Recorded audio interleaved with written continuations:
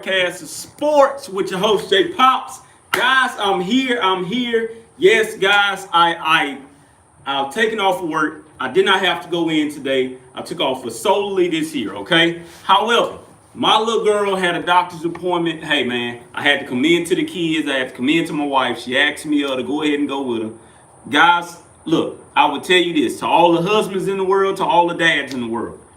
You do not want to be a part of those checkups with the baby girls nor the baby boys when they have to get shots. Okay, I do not like it. I think my wife set me up on that one, and man, my baby girl was just crying. All right, she was just boohoo crying. She wanted to stay on me all day and stuff like that. But guys, I'm here. I am here. I have not went anywhere. I just got off the phone with my main man, Eric Crenshaw. Man, and I'm gonna tell you guys this here. Guys, we're spoiled. We're very, very spoiled. Okay? What do you mean by that, Jay? What I mean by that is this here. As of right now, Texas A&M recruiting rankings. This is our recruiting rankings right now. And a lot of people are gonna say, oh man, them rankings don't mean nothing. No, man, don't worry about them rankings right now. And I'm gonna say, man, you're totally correct. So as of right now, with 247, Texas A&M has the 19th best recruiting class. Okay, what does that mean so far as the conference that they're in? Texas A&M has the. Let me pull it up. Texas A&M has the 9th best recruiting class in the SEC right now. You have not heard that for over 6 years, I want to say. We got the 9th best. That's it. So this is the reason to why you do see Mike Elko out there getting a lot of guys that are coming in through this transfer portal and stuff like that. I'm going to be real with you. I too will say, hey, you can't let this class define anything, okay? And as of right now, for 2024, the top 3 classes are these teams. Number 1, Georgia. Number 2, Alabama. Number 3, Texas. So far as the SEC is concerned. I can hear you guys right now. A lot of you guys, or excuse my language, a lot of you guys are bitching and moaning right now. Oh, they let Texas come in here. They let them come in here, and they got it. Man, I'm going to be real with you. We made this mess with Jimbo Fisher. And now we have to clean that shit up. Now we got to clean it up. I'm going to preach this to everybody, and I think a lot of you guys need to hear this. First and foremost is this here. This 2024 class, I don't know who may flip. A lot of guys haven't signed yet. I don't know who may flip. I got my eye on at least one guy that may flip. And the only one I got my eye on is DJ Legway. The only reason why I'm going to say he would probably flip is because of the relationship that he does have with Texas A&M, period. Okay? Also, the distance. I keep on telling you guys, man, DJ is right down the street from me in Willis, Texas. I live in Conroe. That's literally 2 exits down. That's it. What part of Willis? I don't know. I don't know what neighborhood and stuff like that because I don't know the young man personally. However, his area of location is nothing but an hour away from College Station. Do you not know what that would do with not only him, but him and his family to come and see him, even if he isn't starting in 2024, in which if he does come to Texas A&M, he won't start in 2024. I know this. DJ knows this. Is he willing to go through the transition process to continuously develop, knowing that he's a 5-star recruit? The one thing about 5-star recruits, especially at the quarterback position, is that they come in and they're ready to get on the field. It's only a handful that can say, I'm not trying to get on the field right now. I want to learn. Arch Manning at Texas is one of them. I will say that. I'm going to be totally honest right there. All right? And Arch, before he even got there, he said, man, I'm willing to sit behind Quinn Ewers and learn. I'm willing to sit behind Malik Murphy and learn. However, I am going to battle Malik Murphy. That was a clear competition. Who's the better quarterback? Who knows? Malik transferred. I don't know. I honestly don't. I do know that Arch was the number one recruit. All right, in that time that he came out, and it is what it is. Okay. My question is this here: will Texas A&M get a number one quarterback to come from out of the high school ranks, or are we going to go and get a number one quarterback to come from out the portal rank? Either way, it doesn't matter, to be honest. Okay, because Quinn Ewers was the number one quarterback that came from out of that portal ranking that went to Texas. That's a transfer quarterback. He committed there, yes, guys. I know that part. He committed there and decommitted when Tom left. And that hurt every Texas fan's soul. That hurt them all.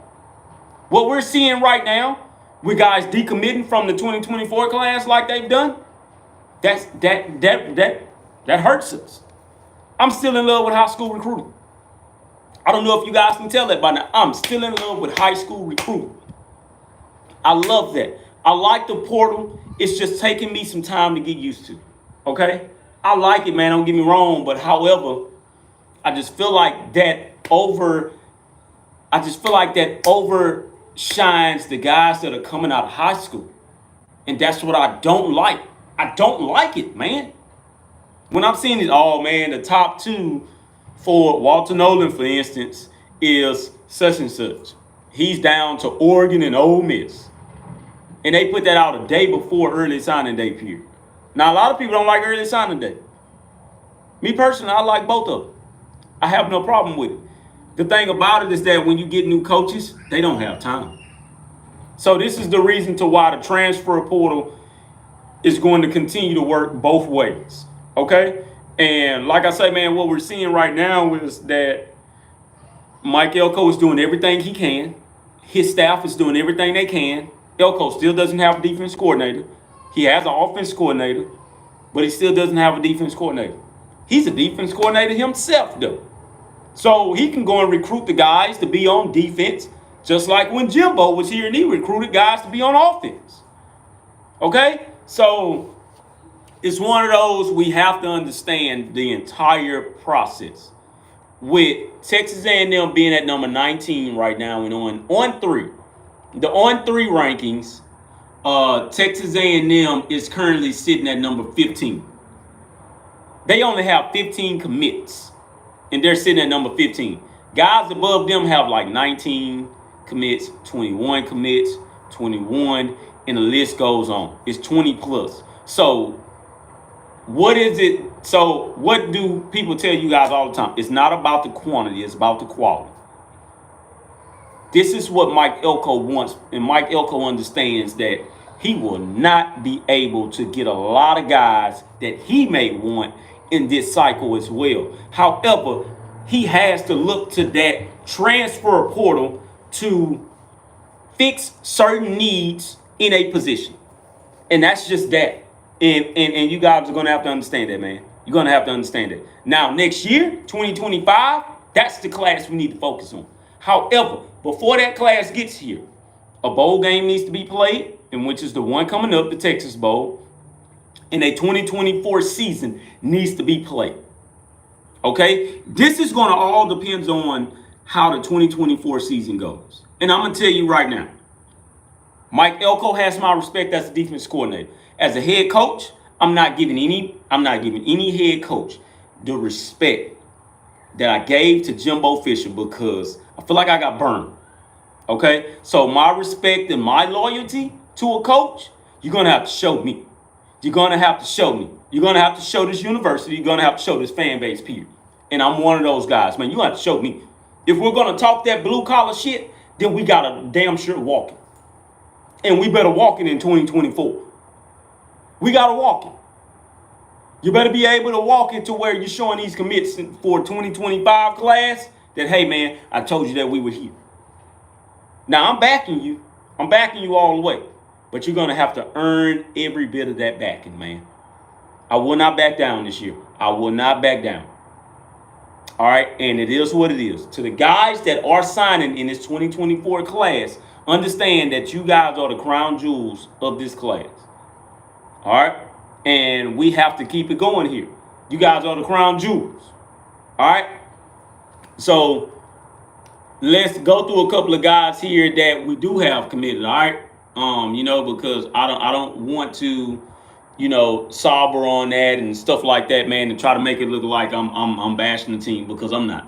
I'm absolutely not. So, as of right now, the guys that we have signed, offensive lineman is Zendra Alpha. I'm not going to try to pronounce that all the way. But he's from Seattle, Washington, okay? Jordan Pride. This is one that just may be the leader in this class, all right? So Jordan Pride, he's the safety from Blountstown, Florida, okay? He's a 4-star prospect, 210 nationally. Miles Davis, this is another safety that I do like, man, and I feel like he's going to play that position very, very good, okay? He's a 4-star prospect as well, from Converse, Texas, nationally, 255. Ashton Funk, that guy has been committed ever since last year.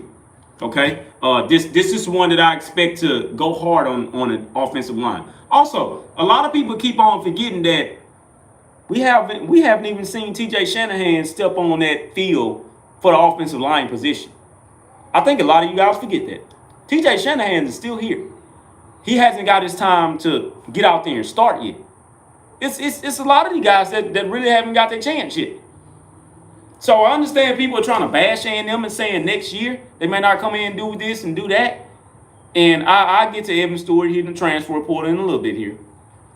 But the guys that's coming back, man, they're absolutely dogs. So I do expect a very good season next year. All right, so let's keep on going. Miles O'Neal, he signed as well. He's a 4-star prospect. He's out there from I think Marblehead, Massachusetts, if I'm not mistaken. And nationally, 317. Kendall Jackson, that was a guy that flipped from Florida not too long ago. But he's from Gainesville, which is crazy. That dude is from Gainesville, Florida. Do you not know that that's the first ever recruit that has come to Texas A&M from Gainesville, Florida? And I'm being for real. I'm being so for real when I say this. Shout out to that young man for breaking something that has not ever been done.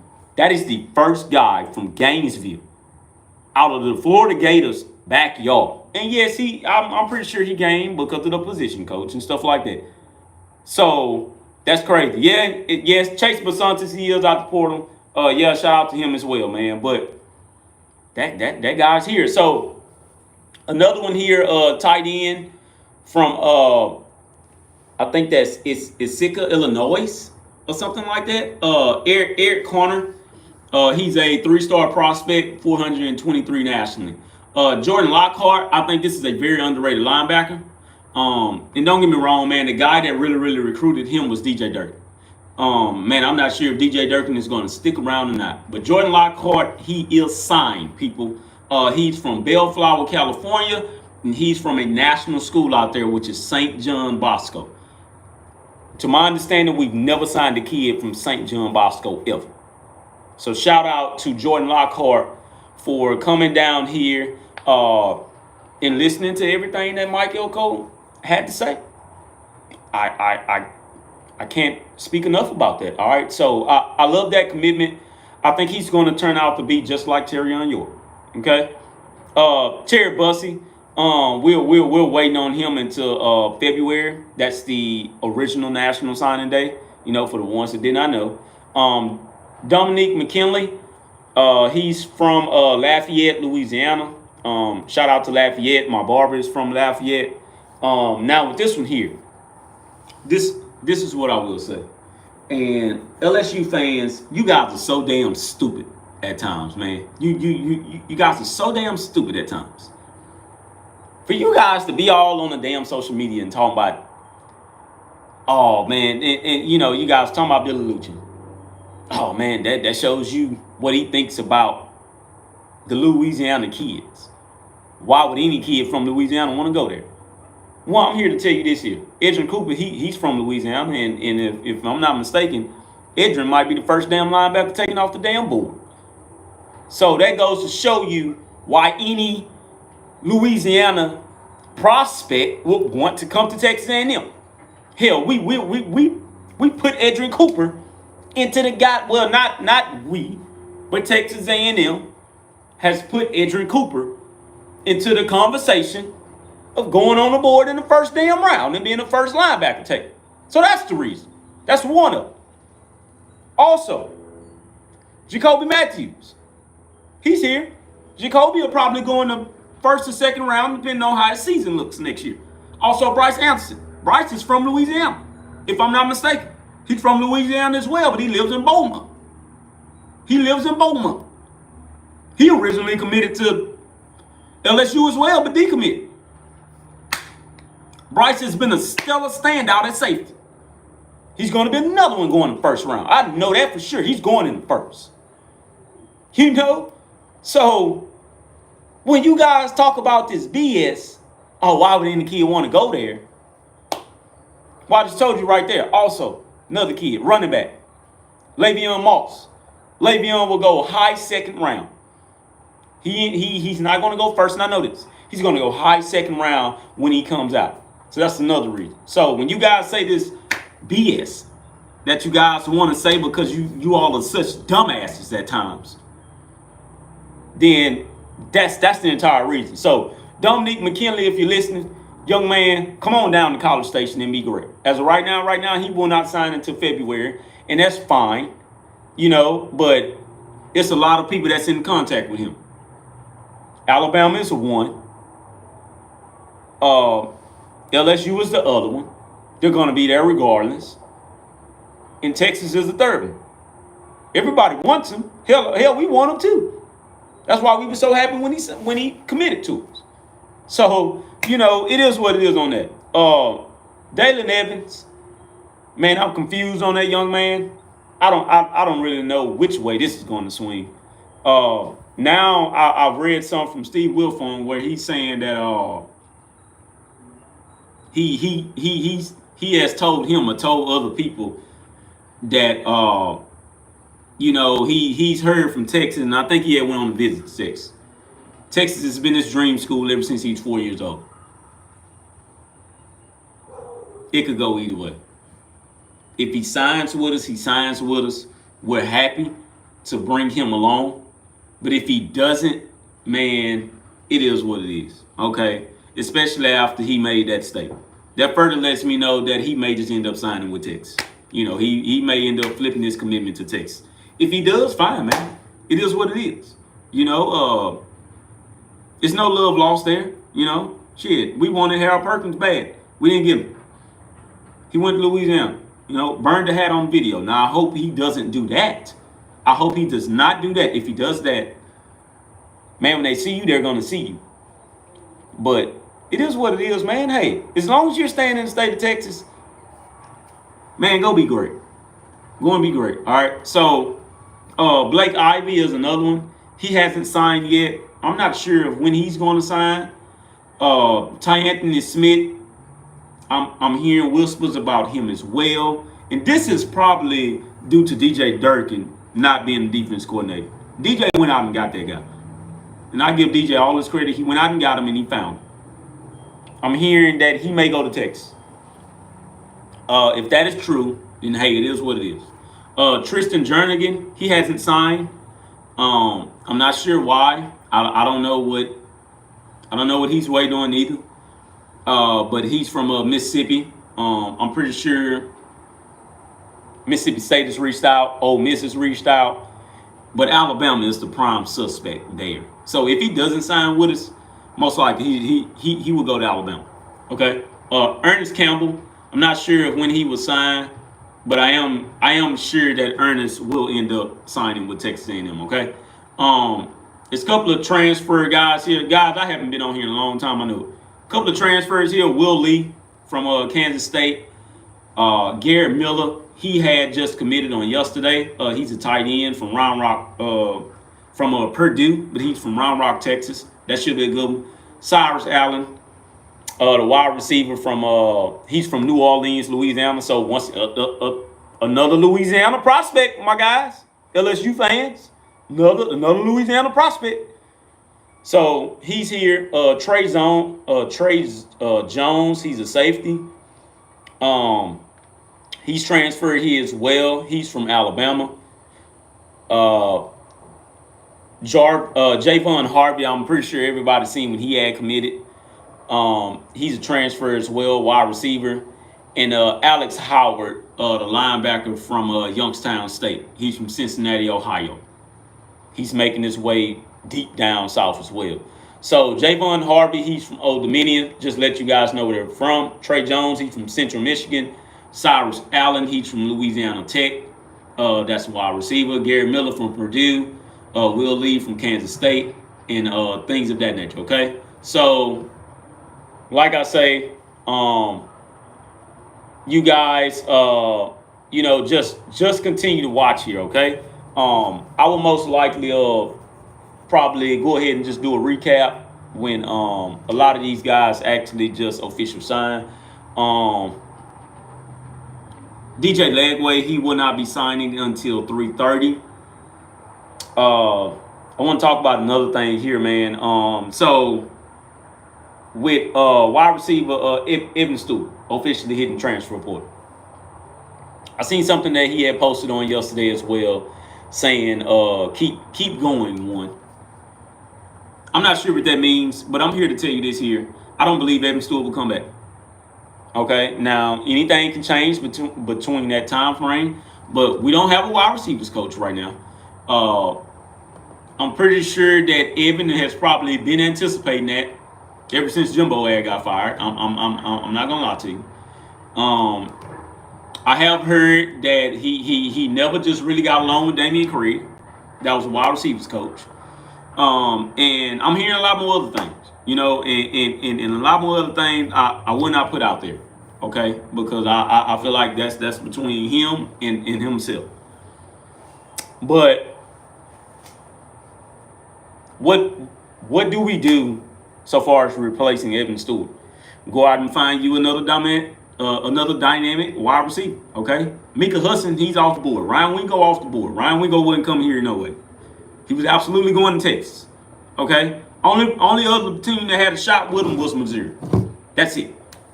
That is totally it. What other wide receivers do we have on the board? Well, Draylon Miller, he's no longer on the board. De'Bryan Gallen, he's no longer on the board. Both of those guys have signed. Draylon went to Colorado, in which was totally from out of left field. DeBron Gallen went to South Carolina, which was totally out of left field as well. But hey, man, this is recruiting, and this is just what it is. So what other wide receiver do we have that we can actually just go out and get? Well, talk about that. Blake Ivy just signed, okay? So Blake is officially an Aggie, all right? That guy there, he's going to be damn good. It is a lot of teams that wanted Blake Ivy, okay? A bunch of them. Texas was one of them, and also LSU, if I'm not mistaken. They wanted Blake Ivy, okay? But so what do we look at so far as a future wide receiver coming in through the actual high school rankings? So let me go ahead and go to 247 here, and let's just look at some guys, okay? And we're gonna go through everything. All right. Also, man, like I say, with Evan Stewart, look, whatever that guy decides, if he wants to come on back, I'm pretty sure the Aggie will have open arms, and it is what it is. Walter Nolan, man, I'm here to say that Walter Nolan ain't coming back. I'm here to tell you guys, man, just let it go already. Just let it go. He's not coming back. I know I made a post yesterday talking about, hey, man, Big Walt, man, we're waiting on you to come back because Chase Besantis entered the transfer portal but came back. Chase is going to be good. He's going to be a damn good offensive lineman, and that guy's going to go first round when he comes out. Late first round probably, but then again, depending on the season that he could potentially have when it's his time, man, he'd go first round. So what does that say? Like I say, what does that say with Big Walt coming from out of there? It's going to be very freaking hard to pull Walter Nolan out of that transfer portal. Fidel Diggs, he's went on ahead and went off to Syracuse, in which none of us was shocked. I absolutely knew he was going to Syracuse as soon as I seen his younger brother commit there. He's gone. Like, that's it. Like, yes, he's going to go to Syracuse, man. It is what it is. Another one, like I say, with Big Walt, and let me not keep on overcrowding the other stuff instead of talking about Big Walt here. So Walt is good. Walt is damn good. Walt still has a lot of flash in him. If he comes back, we're gonna welcome him with open arms. If he doesn't, hey man, it is what it is. If he goes to Ole Miss, Walt, you gotta see us. And I'm hoping Ole Miss meet, man. I'm hoping that A&M meets them so bad. There was no damn reason why Jimbo should have went 0-3 against Ole Miss. None at all. I don't give a damn about what Lane Kiffin is doing over there. It is no reason that you should have taken the teams, even when they wasn't the fourth best class in 2 straight years, and go over there and absolutely lose. No, I don't give a damn how much of good, I don't care how good of a play caller Lane Kiffin is, dog. There's no reason you should lose to Ole Miss 3 straight times. None. Okay? So if we get that opportunity to meet them again, it ain't gonna be our 4th goddamn time losing to you straight.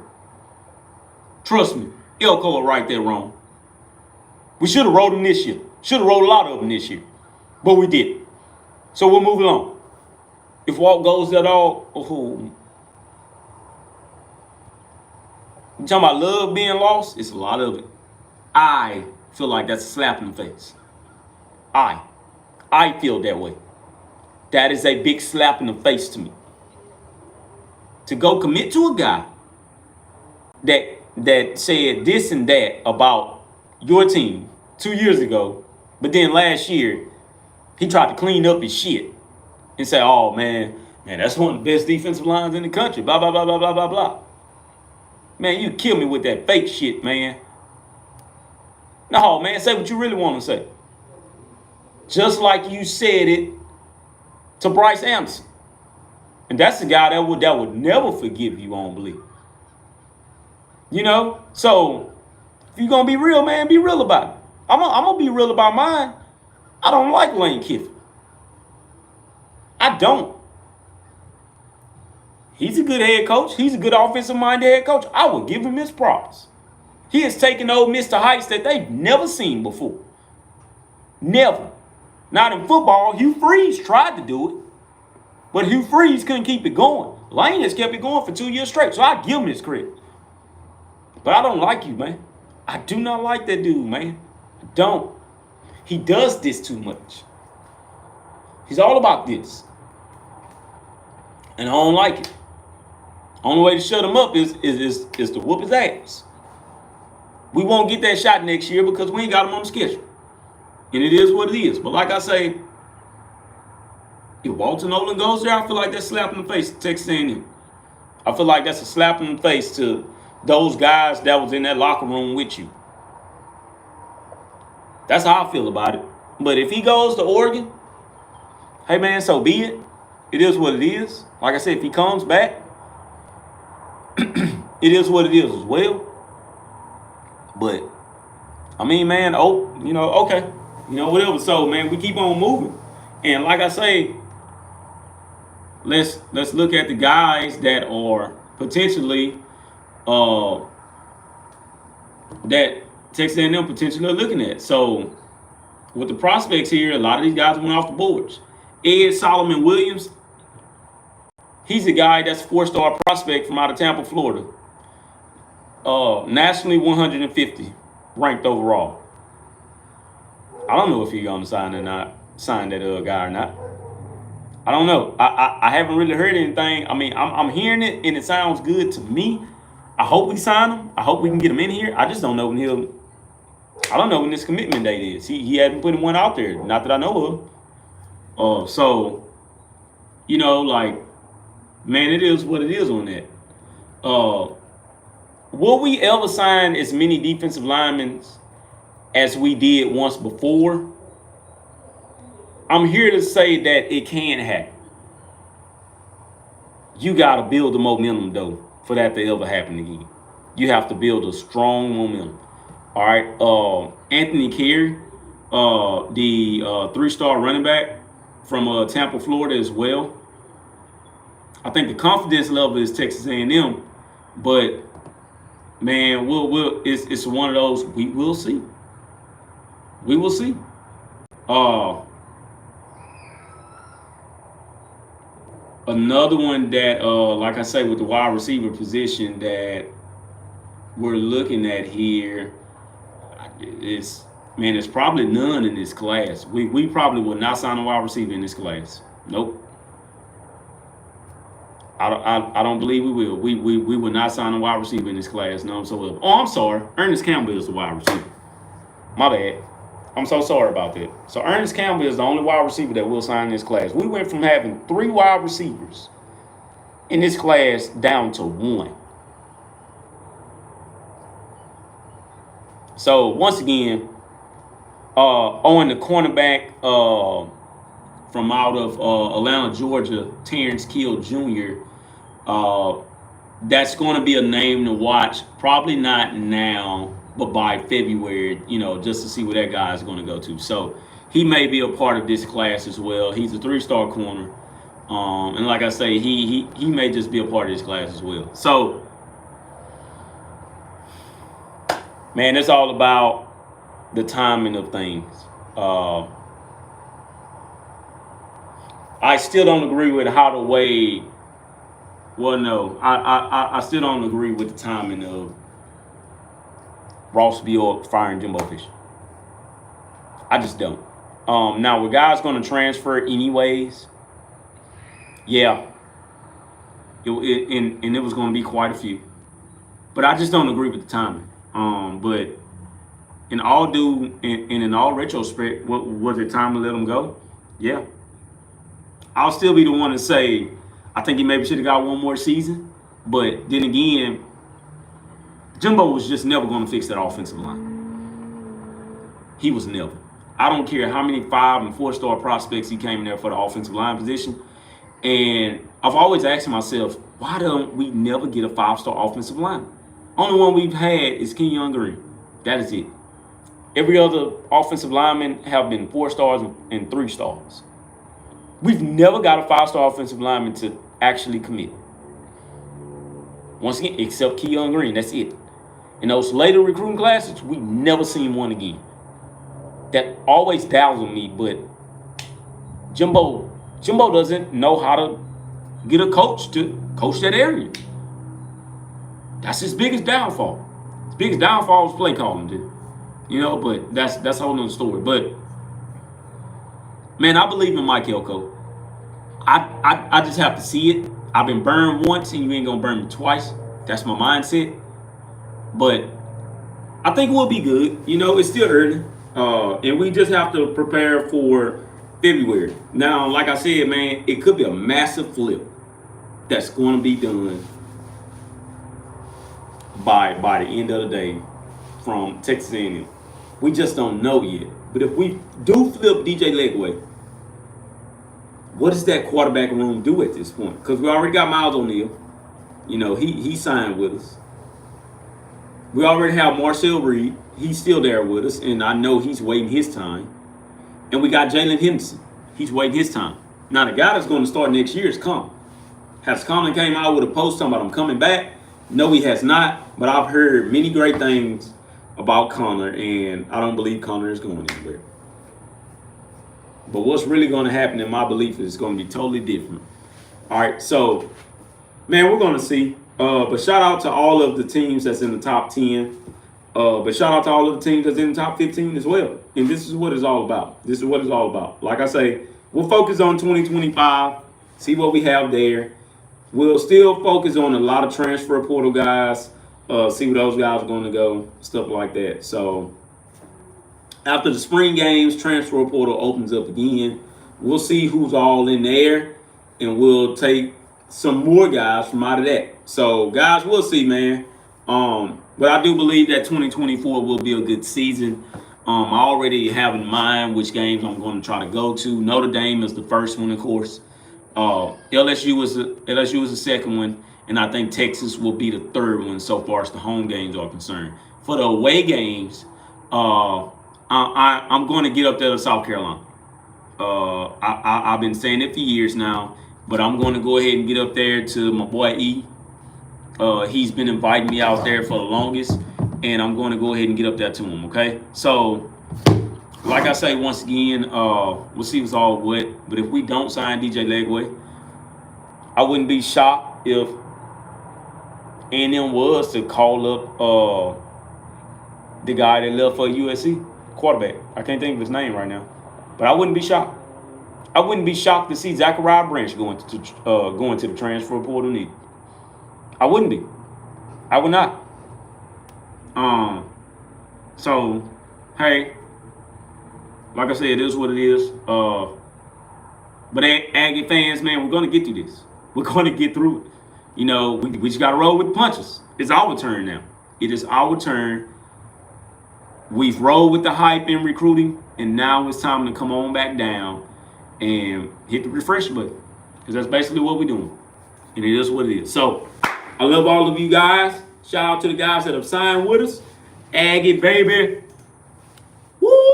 You know, so we got to get it. We got to get it. We got to get it. No, that was not horns up. Do not think that. That's all H-Town.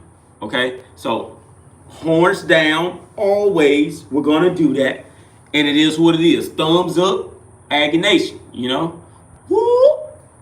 Still an Aggie family over here, baby. We have not left. My kids didn't too. All right, so it is what it is, baby.